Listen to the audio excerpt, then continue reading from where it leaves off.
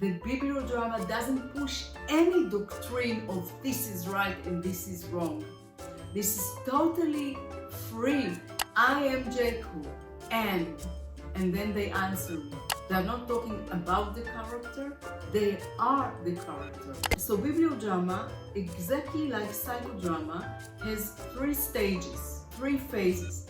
Where do you do it? Do you do it in school, in synagogue, or do you do it in a private setting? Do you do it on Zoom, or do you do it live? Hello, welcome to Action Explorations. Today we are doing this fantastic interview with Tamar Pelleg. And our topic today is Bibliodrama. Hello, Tamar. Thank you for coming. Hello, Anna. I'm very honored to be here. I'm very happy you're here. And by the way, I'm on the east coast of the US and Tamar is in Israel. Could you please share some stories, maybe some examples of practical from your practice, maybe your personal stories or people you worked with? As I said, when I was living in the United States, this is where I studied psychodrama and bibliodrama. I had to collect hours for my CP exam, so I created a group that was called Bibliodrama with a twist of psychodrama, and we would meet weekly and engaged in a full bibliodrama session, and thereafter a full psychodrama session of one participant with what the bibliodrama aroused in him.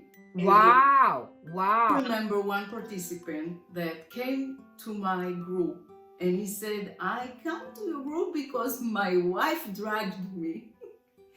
and also because I want to learn a little bit about the Bible. I don't remember the biblical stories enough. And I said, fine. And I remember that he was the first volunteer to step into the shoes of one of the first bibliodrama that I facilitated with the group. I don't know, maybe he wanted to make his wife happy. And it was the story of the family of Isaac when the mother Rebecca, who prefers her son Jacob, and the other son Esau, who was favored by his father Isaac. And the mother Rebecca sends her son Jacob dressed as his brother Esau to bring food to the father, who was at that time blind, in order to receive the blessing of the firstborn. And when he entered this role, and the mother tells him, Jacob, I want you to go and fetch me a sheep and I will make delicious food to your father. And I asked him, what comes up for you when she asks you this? And he was like totally frozen. And I realized that something is coming up for him. So I said to the mother if she could just freeze. And I took him aside and I told him, listen, she is not listening. Could you please tell us what's going on with you? Why are you frozen? What are the words that you don't want her to hear or that you cannot tell her? And he said, I want to tell her that I don't want to do it. And then he said, and it brings something personal to me. And there's something personal that was brought up for him. We worked later on a special psychodrama with him, was the issue that his mother favored him on his brother, and he couldn't say to her no on any things that she asked him, even though that it made a rip between him and his brother. And the fact that it came to his awareness was the beginning of a therapeutic process for him. And I remember after visiting the United States a couple of years later, and I met him, he said, I really owe you a big thanks, because thanks to this, I get the courage to call my brother, and we started some process of reconciliation. It started in the Bibliodrama. Wow, thank you for sharing this story. Could you please tell how it's practically done? What is important to know about the structure? The most important thing about Bibliodrama is that participants are not talking about the text, but they are talking the text. That means they're not talking about the character, they are the character. And the moment they step into the shoes, they have to speak in first person and answer me, starting with the phrase, I am Jacob, and then they answer me. Or I am Rebecca, and then they answer me. And this is extremely important because otherwise people are so used to talk about the character. When they speak first person, they own the story as if at this moment this is their own story, each of every one of them. And also, I didn't say it before, that in Bibliodrama you are not working only with characters that are appearing in the text, but you can assume that there are other characters the biblical narrator didn't write about, and you can play them too. For example, if we have in the story of Noah, we know that he has 3 sons, we assume he has a wife, even though she's not mentioned in the text. And the Bibliodrama facilitator can enroll somebody in the role of Noah's wife. Or, for example, in the book of Ruth, we know that Naomi asked her to go back to her mother's house, not to the father's house, which is the usual way of the Bible describing her family. So you assume there is a mother there. So even though she doesn't appear in the text in person, the Bibliodrama facilitator can bring her to the text because there is a hint that she is there, as well as objects. Like you can enroll somebody as Noah's Ark or as the tunic of Joseph, and they can speak too, like in Psychodrama, that you can enroll somebody to be the picture on the wall. Yes. So the same goes with the Bibliodrama. So Bibliodrama, exactly like Psychodrama, has 3 stages, 3 phases. The first one is the warm-up, and the warm-up is very similar to Psychodrama, but every facilitator has his own ways and exercise how to warm up people to a Bibliodrama. So, for example, one of the exercises that I like and that I learned from Peter, to ask the participant to reverse role with a biblical character of his choice at the moment.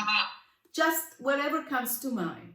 And then when he reverse role with the character, to I interview as a facilitator the character and let her introduce the participant. And sometimes I will even ask the character to give a message to the participant, and then they reverse role back. So this is, for example, one of the warm-ups. Of course, the usual warm-up of a spectrogram, for example, it depends on how much time do you have, right? But if you have enough time, then I can do a spectrogram of who remembers the story, who doesn't know the story at all, and we build up the story little by little, and I fill in the gaps, or I can retell the story or read it from verse by verse. So there are several kinds of warm-up. The second phase is the action, which is the Bibliodrama itself. Again, it depends where do you do it. Do you do it in school, in synagogue, or do you do it in a private setting? Do you do it on Zoom, or do you do it live? Yes. Because it makes a difference. But in the action, like in Psychodrama, that we go from the periphery to the center, so in Bibliodrama, this is what I prefer to do. I don't enroll people immediately to get up from their chairs and start playing. No.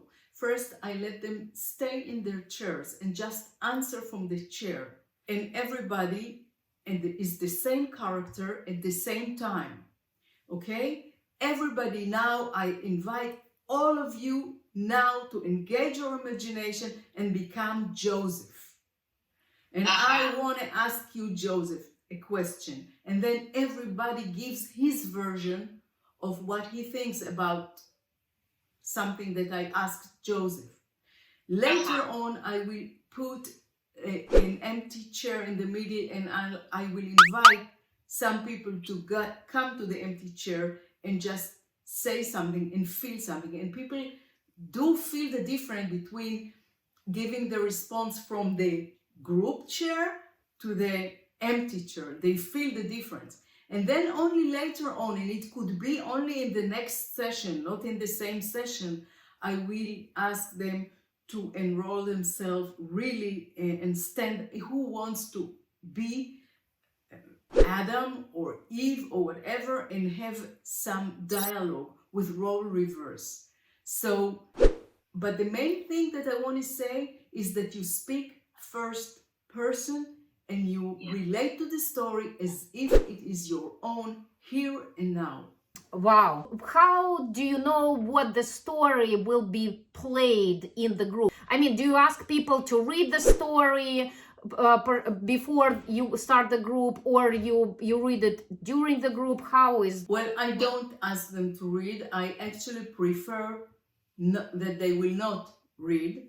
And I will tell you a secret. When I'm facilitating a group that has a couple of sessions, I'm being asked, what will you be doing? And I'm giving a list. No one reads. Okay? I mean, maybe one or two, but they don't. And I don't want them to read because I found out, I prefer they will not read because I found out that when they come innocently to the session without reading the story, their responses are so much more spontaneous, and they are not feeling obligated to say something correct. And this is something I maybe forgot to say before. The bibliodrama doesn't push any doctrine of this is right and this is wrong. This is totally free, and to explore all the possibilities, to enlarge the understanding. It's not about this is right, this is wrong. No, not at all. I can tell only about the Jewish tradition because this is my tradition. We have a saying that the Torah has 70 faces. And 70 is a number that means that it's a lot more than 70. That means that everybody is allowed to give his interpretation of the text. It's not one thing that is right and the other thing that is wrong. There isn't such a thing. Even in our book of Talmud, they put all the sages, what they say together, even those that they oppose and didn't agree with, because everybody has a right to say his say about the interpretation. Could you please tell about the ways how to introduce the stories in the session? Yes, so there are several ways to introduce the story in the session. Again, it depends with which group you are working. If it's a group of, for example, rabbinic students that they know the stories by heart, it's different than with people who maybe don't remember the story. So one way is to bring the book, and actually this was, I think, the initial way that Peter did Bibliodrama. This was initially the way.